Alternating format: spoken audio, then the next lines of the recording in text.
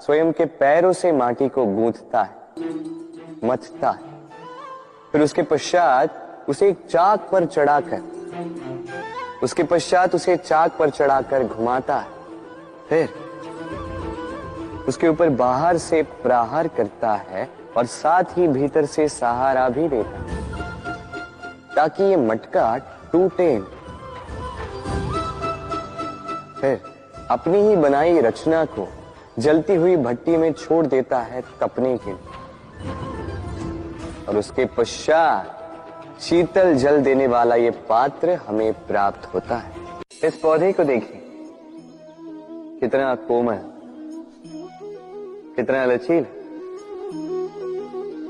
यदि इस पर थोड़ा सा भी दबाव डालें झुक जाता है।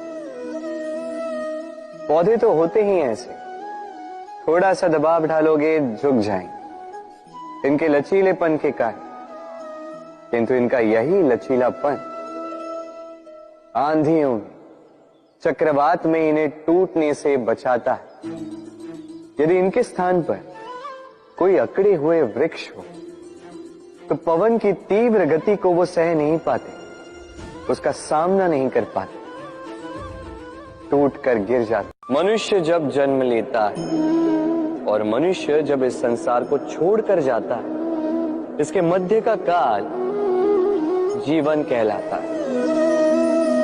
और इस जीवन में संघर्ष तो करना ही पड़ता है, कभी शिक्षा के लिए, कभी काम के लिए, कभी वास्तविक युद्ध करना पड़ता है।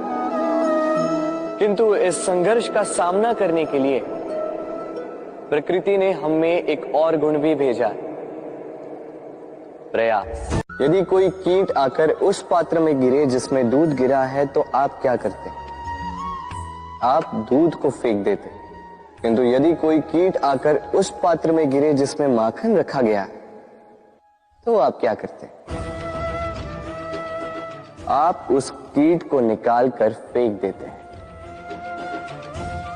ये कीट मैला, ये कीट दूषित है, और यदि हमारा मन निर्मल ना हो तो ये कीट हमारे मन को भी दूषित कर देगा, उसे मैला कर देगा। किंतु यदि हमारा मन माखन की भांति शुद्ध हुआ तो कुविचार को स्वयं से जाना होगा। स्मरण रखिएगा, इस संसार में कीट तो रहेंगे, अब दूध बनना है या माखन,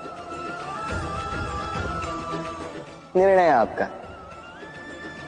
राधे राधे।